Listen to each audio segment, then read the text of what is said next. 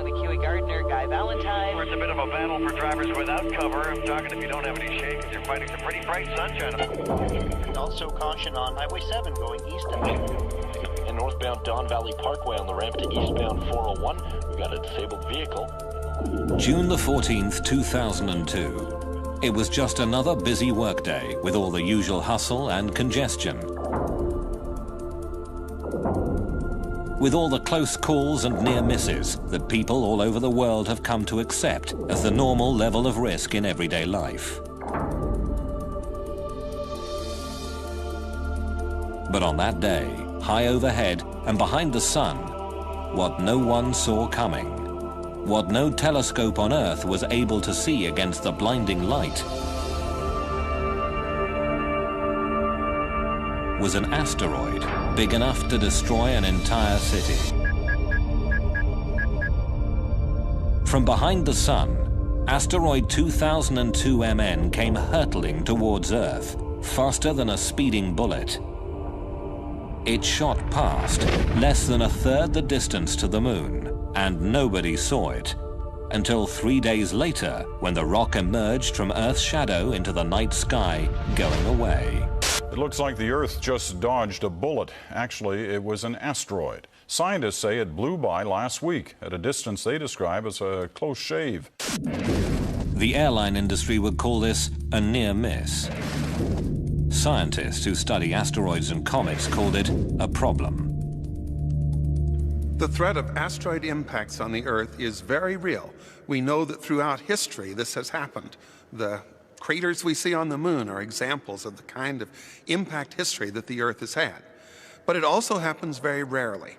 So it's a very unusual kind of hazard. It's a hazard in which the risk in any one year is very low, but it does happen, and if it really did come about on our watch, it could end civilization.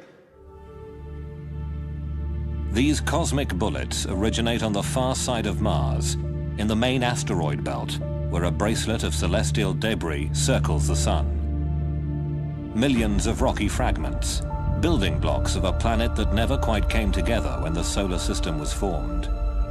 What's often depicted as a busy cosmic junkyard is actually more like a big empty speedway. The rocks are far apart and moving very fast, ranging in size from pebbles to boulders to rocks the size of Mount Everest. Occasionally, the tug of Jupiter's enormous gravity drags an asteroid off course, causing it to crash into another asteroid.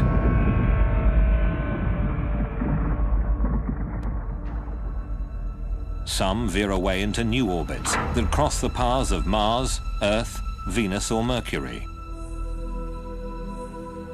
Another ring of debris called the Oort cloud is the source of most comets, which are big, rocky ice balls that orbit the sun and cross the paths of the inner planets.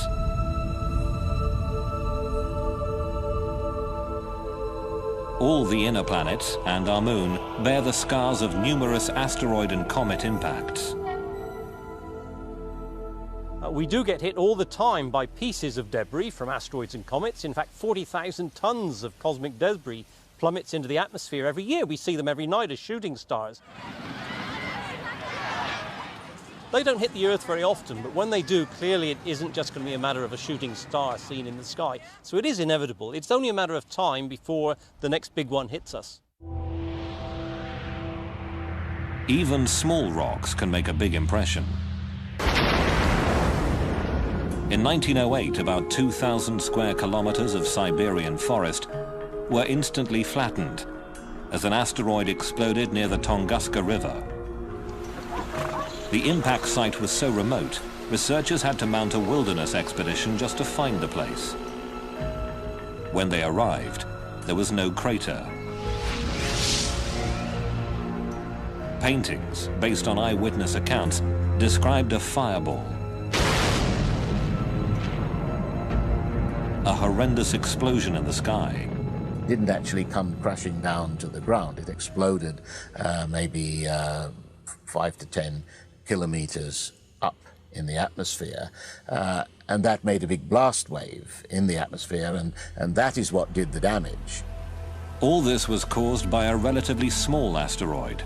somewhere between 50 and 100 meters across. Roughly the same size as asteroid 2002 MN, the one we couldn't see coming. Tunguska's 2,000 square kilometer blast wave would have leveled London. But as bleak as the thought of cosmic collision may be, there is at least a glimmer of hope. One of the special things about the asteroid impact problem is that unlike the weather or earthquakes or other natural hazards, we, at least in principle, we could do something about it.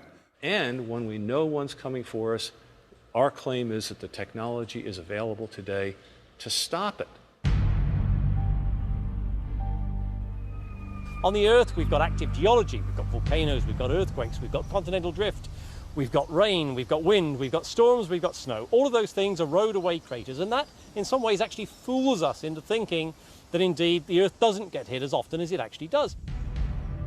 Counting craters on the Moon and then estimating how often the Earth gets hit can be a pretty sobering exercise. One scientist who made that kind of calculation was astronomer Ernst Opic, who published his impact estimate back in 1951. The general public, however, paid little attention to the science or the implications.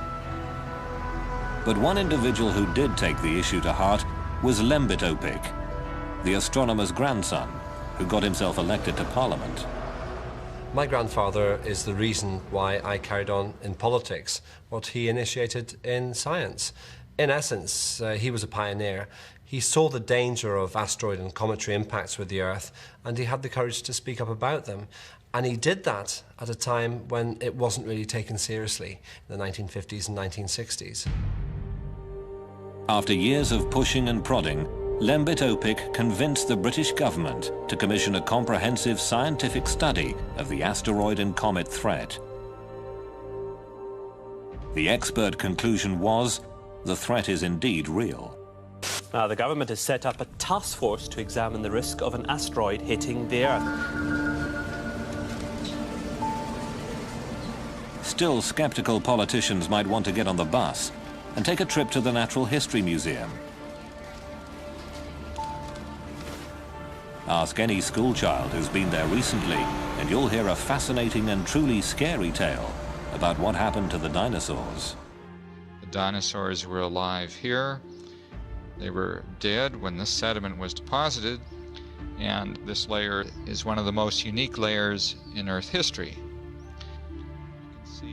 In 1980, the discovery of iridium beside a layer of clay which marked the end of the age of dinosaurs led Lewis and Walter Alvarez to publish a theory that a huge asteroid or comet had hit the Earth 65 million years ago and wiped out the dinosaurs.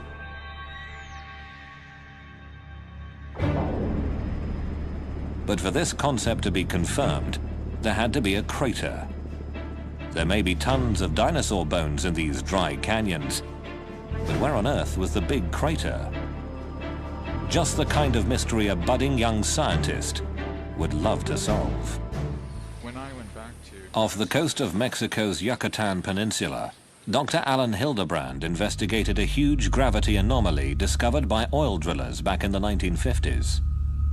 Put that together with a semicircular magnetic anomaly, and you get a massive crater, 180 kilometers across, near a little village called Chicxulub Pueblo. Most of the crater is underwater now. Erosion and continental drift have covered the visible evidence. But 65 million years ago, this was ground zero. This object would have fallen through the atmosphere in just a few seconds. Just going through the sky, it would have been brighter than the sun. As soon as it contacts the surface of the shallow sea in Chicxulub, of course, it starts propagating the shock wave down into the planet, and it keeps pushing into the planet, and it only gets stopped maybe about 30 kilometers down. The pressure wave would have traveled around the entire planet in the atmosphere. You could have heard the impact on the other side of the planet. The giant impact fireball rising out of the hole, it would have risen, say, 10,000 kilometers above the surface of the planet. Near the impact site, it would have been so hot, it would have evaporated the clouds and been hot enough to make the forest, even a green forest, begin to burn. For Alan Hildebrand, finding that crater pretty much clinched the argument. Planet Earth had been all but sterilized by a rock the size of Mount Everest. 3/4 of the species of large animal life went extinct. We have made the case. We've got the qualitative information and we've got the statistics to show that there is a very serious risk. If you wanted to save planet Earth from cosmic disaster, where would you find people with all the right stuff to do the job? Well, Houston, Texas might be a good place to start looking. This town has that rarest of breeds, the space cowboy. Houston is home to NASA's Johnson Space Center, where rocket science is a way of life and astronauts learn their trade. If you could roll me 90 and then go down, I'll come in on my side. Behind a swimming pool big enough to swallow an apartment block, you'll find a small research lab where the rocket engine of the future is being built and bench tested.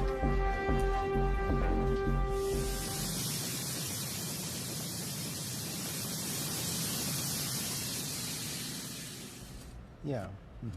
Very nice. The question is, how big is the plasma going to go from here to here?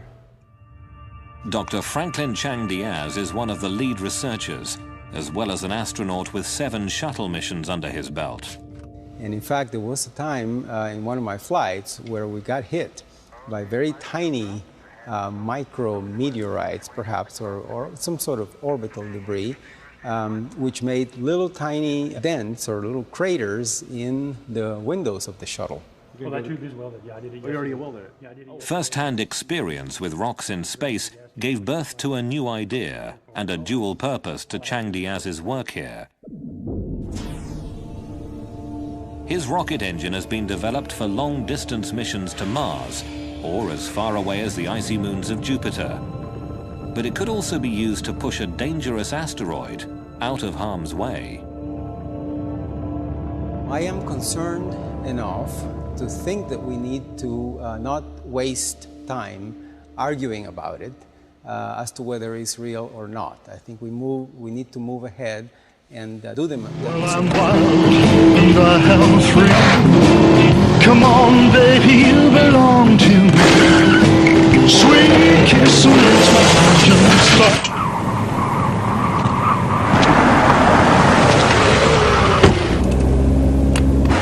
Well, I'm wild and the hell's free. Come on, baby, you belong to me. Sweet kiss makes my engine start. The way you move, you own my heart. Sweet kiss makes my engine start. The way you move, you own my heart. If this is a threat which has a very low probability, all it takes is one, and we are history.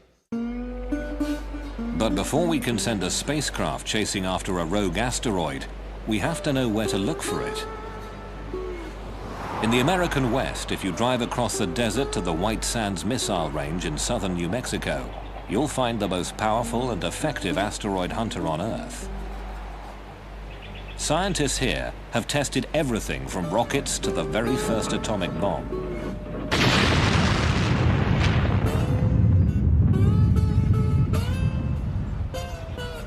Today, across the valley floor from the Trinity bomb site, the US Air Force has installed one of the world's most advanced telescopes.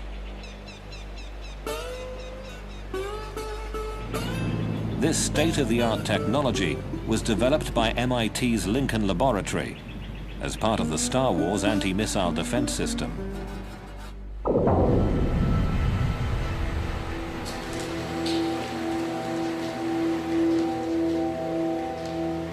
These may not be the world's biggest telescopes, but they clearly are the best when it comes to finding deadly rocks in space. This is Linear, the Lincoln Near-Earth Asteroid Research Facility.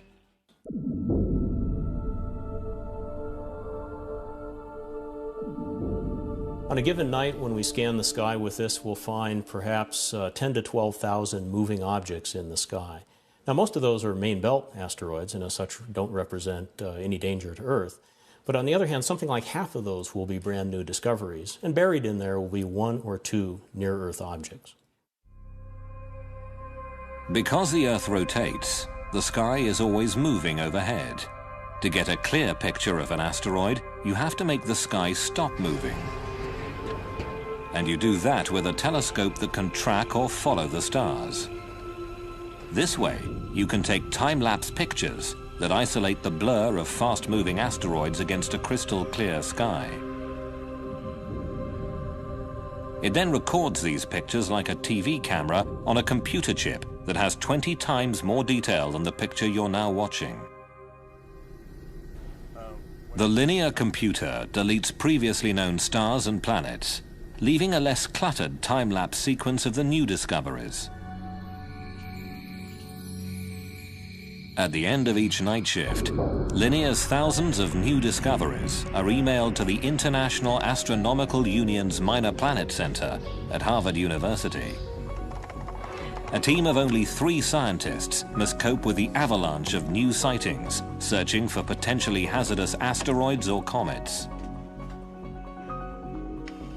Computers make a rough calculation of an asteroid's orbit, but it's up to Brian Marsden to estimate the level of risk. They may be reporting 50 or 60,000 observations from one night, and it takes a while to get through that. But so we look first at the fast movers and see if there's anything interesting there. H is equal to sine delta. We do sometimes get close to 70 or 80,000 observations a day, almost 1 per second. There are some days when we effectively have 1 observation per second. Even with fast computers, Marsden's team can make only a preliminary calculation of each asteroid's orbit. 5 shots in one night cover only a tiny segment of an asteroid's orbital path. You can't solve for the orbit completely from that, but the fact that you're seeing motion over a half an hour or an hour, something like that, does allow us to get a partial solution for the orbit. Refining the orbit gets complicated. When 2002 MN shot past, its trajectory was warped by Earth gravity, and scientists at NASA's Jet Propulsion Laboratory in Pasadena, California, had to add that to their calculations. Here's an animation I put together of the asteroid last year, which was discovered after it passed by the Earth. An elite team of mathematicians and celestial mechanics is now working full-time on a computerized warning system. Our orbit animation, you can see how when it returns out to the asteroid belt, the close approach to the Earth has changed its orbit, and it's no longer returning to the same place it started. Because 2002 MN will circle around the Sun and come past us again, the NASA Orbital Mechanics team will have to adjust the calculation in order to know whether it will ever pose a danger to Earth at some point in the future. So here we've zoomed in on the Earth-Moon system and we're looking down. You can see how close it came to the Earth. It went over the top, and how you can actually even see the bend in the trajectory. So it's a great example of how a close approach to the Earth, or in fact any planet, can be used to, or can change, significantly change in orbit.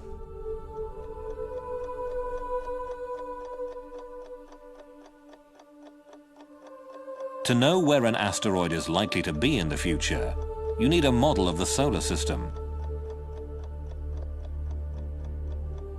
Mechanical models that show the relative motions of the Sun and planets have been around since the early 18th century. They're called orreries. What the celestial mechanics at NASA had to do was create a new digital model. One that includes the gravitational attractions of all the planets and the Sun. and all the other forces that can affect where an asteroid might go.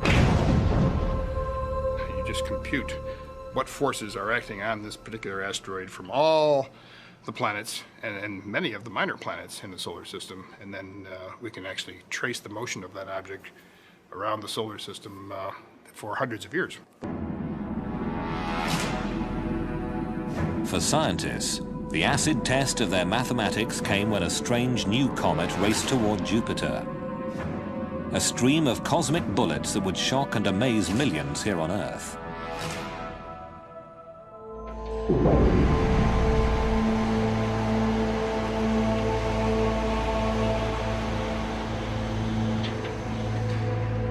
In the spring of 1993, the eyes of the world turned almost in unison towards a doomsday rock like no other. From the far side of the solar system, it flew in a death spiral toward the largest planet. Gene Schumacher, his wife Carolyn, and their colleague David Levy had discovered an odd-looking streak of light that turned out to be a fractured comet. 21 large chunks of icy rock and cosmic dust heading towards Jupiter. We knew we had something very unusual. It was so unusual we were a little unsure just what we were dealing with. NASA asked Paul Chodas and his team to calculate the orbit and predict whether this new comet would actually hit Jupiter. And it started off at some 60%, and before long it was 90%, and this was a year before impacts. As the impacts approached, we continued to predict not just the impact probability, which went very high, but where and when the comet fragments would hit the planet. And it was a prediction months in advance, and as we got closer and closer to the impacts, I kept wondering, well, is the math right? Will this actually happen the way it was predicted? A giant comet is on a collision course with Jupiter. Everybody on Earth who was paying any attention wanted to see if the comet would actually hit Jupiter. We have liftoff. Liftoff of the Space Shuttle Endeavour on an ambitious mission to service the Hubble Space Telescope. NASA's Hubble Space Telescope set its sights on the planet, and the pictures of what happened next were truly stunning. Right there! Get it! Wait. Oh, And then the impacts occurred. We were within minutes of getting the right answer on the time of impact, and the location of impact turned out to be just right. Over the next week, 20 more fragments of the comet crashed into Jupiter, some leaving scars as large as the Earth. Bang on its cosmic schedule, the comet's first impact was recorded by NASA within the last hour. When fragment G slammed into Jupiter, releasing an amount of energy equivalent to about 6 million megatons of TNT.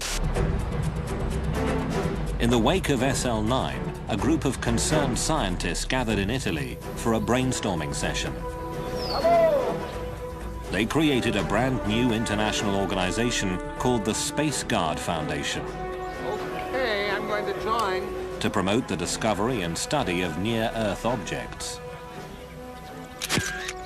Some people imagine that there are lots of astronomers out there scanning the sky looking for incoming comets and asteroids, and that, of course, is not true.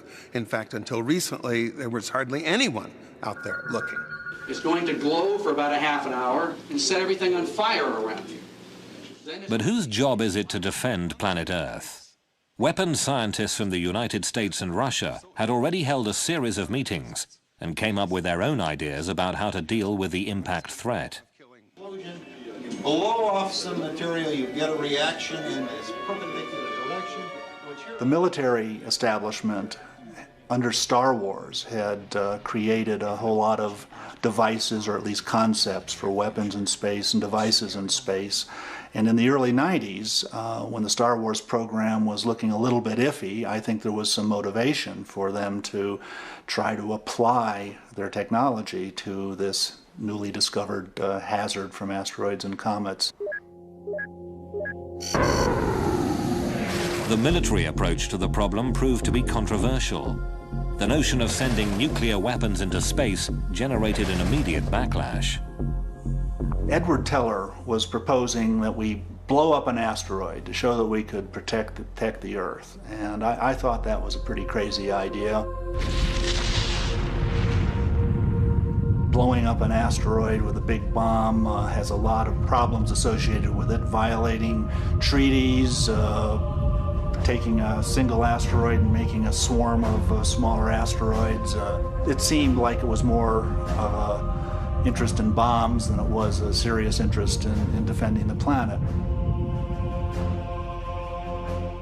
For NASA, on the other hand, NASA obviously is the natural agency to discover the threat and the objects, but they say no, planetary defense, that's a military obligation and not an obligation of NASA. Not NASA, not the military. Just when it seemed planetary defense was nobody's job, a tiny speck in the sky would set off doomsday alarms around the world.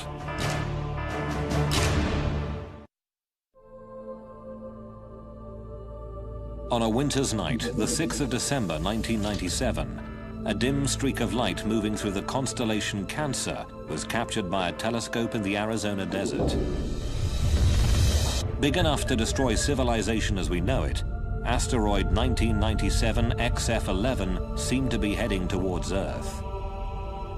The initial sighting by the Kitt Peak Observatory in Tucson, Arizona, was relayed to the Minor Planet Center at Harvard University in Cambridge, where a computer made the first rough calculation of the orbit. They were pretty sure it would miss the Earth on this pass, but it would be coming round again, and it looked like there could be a problem in 30 years. There were indications of close approach to the Earth in 2028. That was about 45,000 kilometers, which really was rather close. With only a handful of sightings, the orbit calculation remained very rough. It was hard to tell where this rock was going. So Brian Marsden posted a bulletin asking astronomers around the world for more observations before the rock became too faint to see. I was saying, hey, get your big telescopes onto this. On the one hand, we're only going to be able to observe it for another month or so. We want to improve the orbit calculation and find out exactly how close it is coming. But one line in the bulletin said that the chance of a collision was small, but it was not entirely out of the question. Within hours of the website posting, reporters discovered XF11, and doomsday headlines screamed around the world. Because the close approach in 2028 would put the asteroid nearest to Europe, London newspapers focused on the exact moment life on Earth might possibly end. Pictures of it on the internet show it as a tiny moving blob. Scientists have calculated its path in the year 2028. Watch very carefully. September, October the 28th, the two coalesce.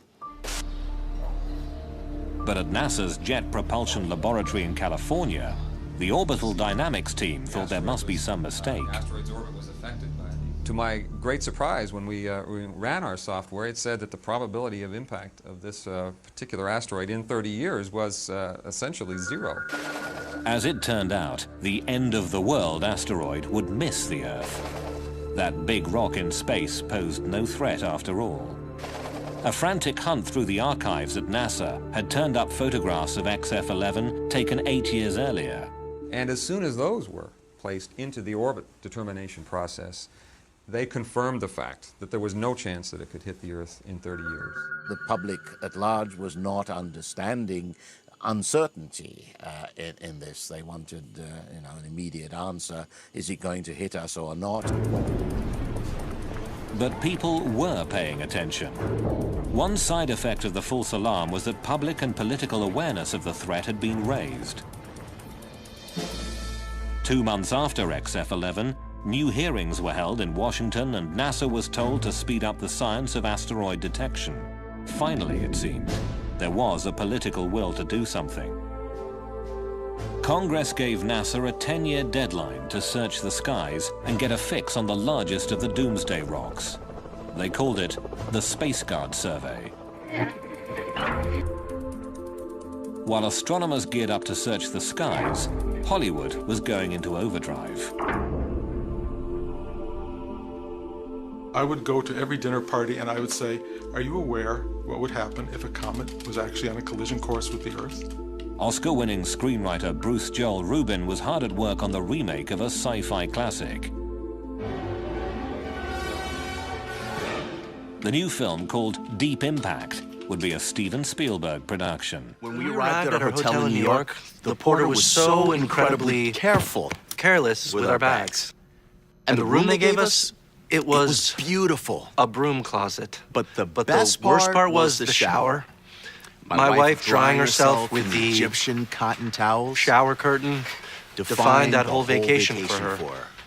Don't just visit New York. Visit TripAdvisor New York.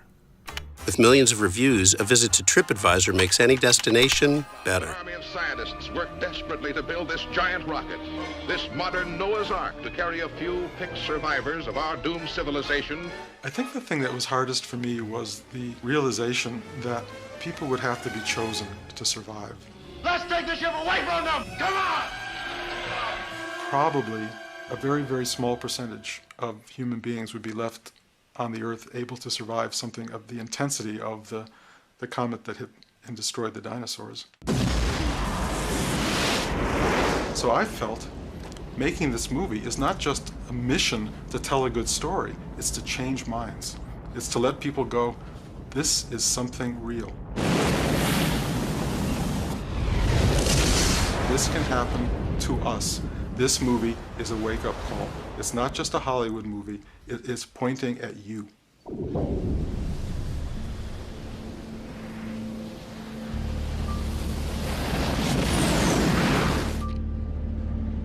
As Hollywood released Deep Impact, telling the world in no uncertain terms that cosmic collisions were no longer just a cosmic joke, real-life professional asteroid hunters were making movies of their own.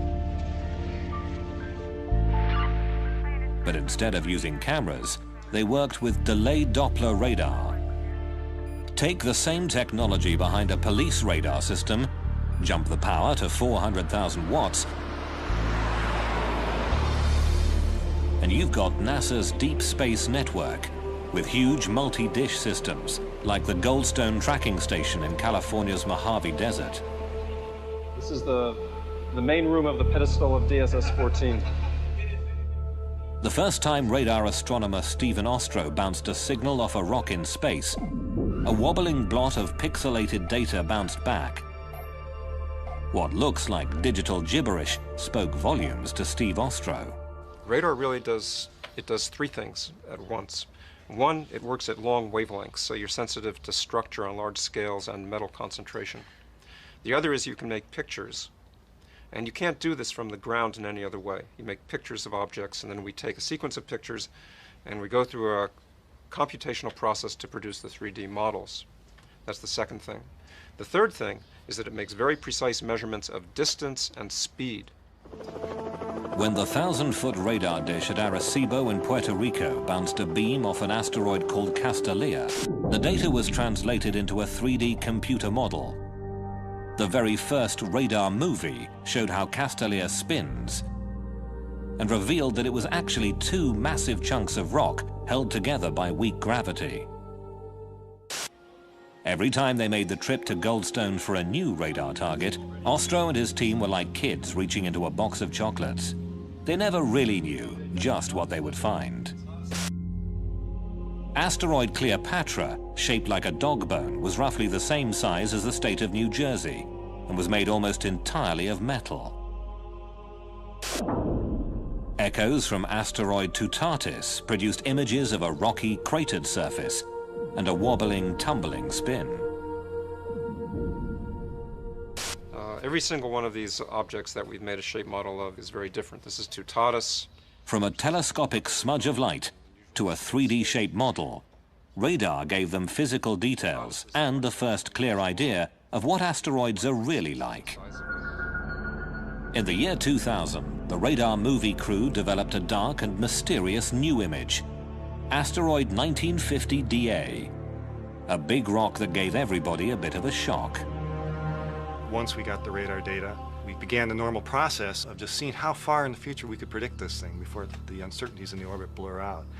And in this case, we could go over 880 years into the future. And what was startling about that case was the impact probability turned out to be non-zero. Non-zero means there is a chance this rock could hit us. On March the 16th, in the year 2880, 1950 DA will cross the Earth's orbit. Will it hit us? The odds, 1 in 300. If 1950 DA does hit the Earth, the most likely point of impact would be at sea. Of all the big asteroids discovered thus far, this is the most dangerous one we know. Eric Asfaug and Stephen Ward have created a computer model of the impact. Yeah, it's kind of funny how this started. It was with the movie Deep Impact, and I was getting phone calls. Lots of people were getting phone calls about the movie, whether it was accurate, the big cresting tsunami coming across. The concept here is that this asteroid, which is about 1 kilometer across, will hit the ocean at 17,000 miles per hour, and it'll blow a hole in the ocean about 19 kilometers across and all the way to the bottom. And so when this huge hole of water gets blown into the ocean, the water will run back in again, and it overshoots and then collapses and overshoots many, many times, and each time it pumps out a wave. So it starts out hundreds of meters high, comes ashore on the coast of North America at about 50, 60 meters. Up toward Canada, Grand Banks, it's about 40 meters. 20 meters here in the coast of South America, and about 15, 20 meters all the way over to Europe. These waves would run inland about 4 kilometers. So pretty much everything within 4 kilometers from the beach would be covered up repeatedly. And so we'd pretty much be wiped away like you're scrubbing the floor. You know, just scrub like this, and it's pretty much all be carried back out. In February 2001, a NASA spacecraft called Near Schumacher made the first ever landing on a chunky, pockmarked rock named after the Greek god of love. Asteroid 433 Eros is 33 kilometers long and 13 kilometers wide, one of the largest near-Earth asteroids. The pictures were spectacular. The data will take years to process. Proving that they could land on an asteroid was a major achievement, but in the end, they still don't know much about what's inside. How dense? How tough? How brittle or crumbly is it? What would happen if they gave it a good shove? The surface appearance of any dark and mysterious object can be very deceiving. So these two spheres, as far as I can tell, have exactly the same mass, the same compressibility, the same color. If I were a spacecraft orbiting these and these were asteroids, I'd be very hard-pressed to tell which was which. Yet, if I dropped them from a height, and only one of them bounces, really illustrates the fact that one of these responds elastically and one of these responds like a lump of clay. And it's critical to really go and find out what's inside before we even start thinking about moving these things around. When a 3D model of the asteroid Castellia got smacked in a computer simulation, a problem occurred. An impact with the same energy as the Hiroshima bomb turned Castellia into a pile of rubble, but did not deflect its trajectory in any significant way.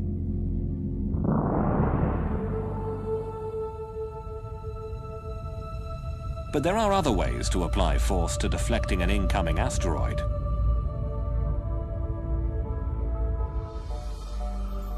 Using the power of the sun to push dangerous rocks out of the way may not be so far-fetched after all. This is a typical near-Earth asteroid. Its name is Galevka. It's about 1/2 kilometer across. It's a hazardous asteroid. Its most likely fate is going to be to strike the Earth someday, thousands of years from now. Modern-day researchers like Eric Asfaug say the idea of a giant orbital magnifying glass to burn space rocks could work. You create a vapor plume in one direction, and that starts the asteroid moving in the other. It's a very gradual process. It's not going to happen instantaneously. You need to know where this guy is 100 years or 50 years ahead of time. But if you do, you've got all the time in the world for a satellite to sit there, no human intervention whatsoever, and it'll gradually shove the asteroid into a different orbit and it'll miss the Earth. Some of the technology to do this already exists. Take an inflatable parabolic antenna the size of a tennis court, convert it to a solar collector, and use it to focus sunlight on an asteroid.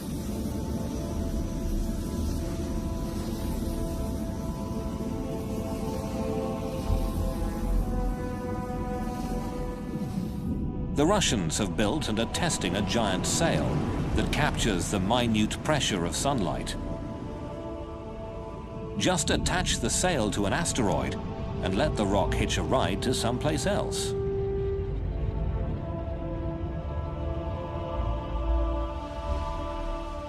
But using the sun to save the Earth means waiting for nature to do the work. If we don't see an asteroid until the last minute, solar power would be too little, too late. A nuclear electric plasma engine could push an asteroid out of harm's way. The rocket technology at this NASA lab in Houston, Texas, could provide the power for a space tugboat. A group of astronauts and aerospace engineers is designing the B612 mission to prove that asteroid deflection can be done with existing technology. These are rockets that have very tiny amounts of thrust, but they are so frugal in the use of propellant that we can keep the rocket going for periods of the orders of a year. Building a better rocket engine is only the first step. Figuring out how to latch on to an asteroid, point it in the right direction, and push without losing control is the really tricky part. After years of research, NASA finally had it, the first complete draft of a plan, a demonstration mission, to save the planet.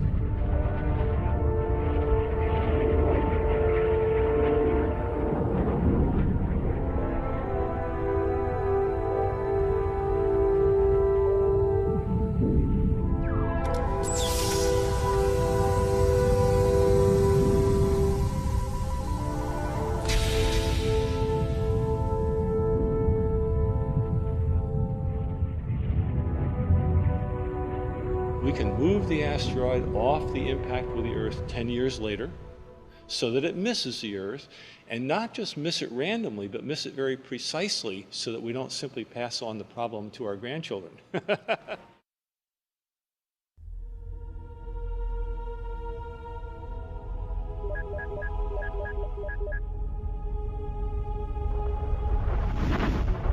Midway through 2003, the Space Guard survey had reached the halfway point.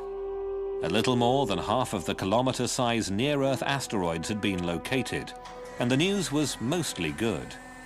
For the 60% that we have already found, I can tell you that there is not a single one that poses a danger. For the 40% that we have not yet found, I can tell you nothing. One could hit tomorrow. Not very likely, but until we've found them and cataloged them, we won't know. But finding the really big asteroids, those 1 kilometer monster rocks capable of ending human civilization, is only the first part of the challenge. There are an estimated 50,000 smaller asteroids that are big enough to cause tidal waves or destroy vast regions of the Earth.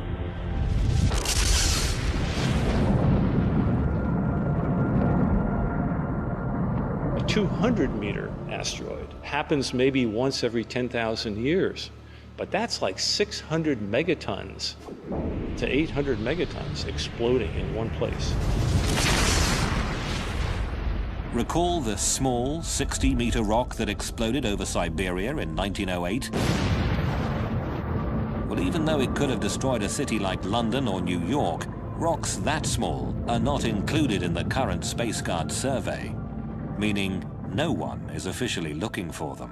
Which, of course, is the same thing as saying that chances are enormous that a Tunguska-sized object will find us before we even see it coming, as happened in 1908. That is likely to happen nowadays, that we won't see it coming. There has been talk of expanding the search to include smaller asteroids. It'll take more and bigger telescopes and, of course, more money. But until we do, we'll have no idea where those city killer rocks are.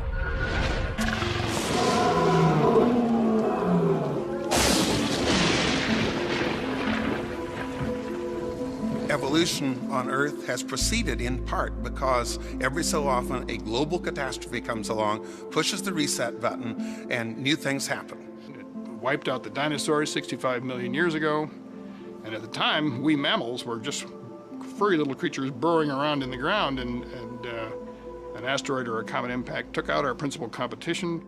I guess we are saying implicitly, if not explicitly, that we want to do away with that natural cycle. We've had enough evolution. We like ourselves on the top of the ladder. And we can do something which will change cosmic evolution from this point forward in terms of life on Earth.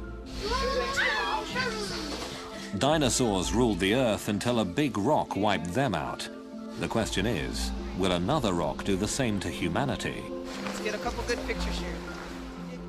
Humans are the first species with the potential to block a doomsday rock and switch off the evolutionary reset button.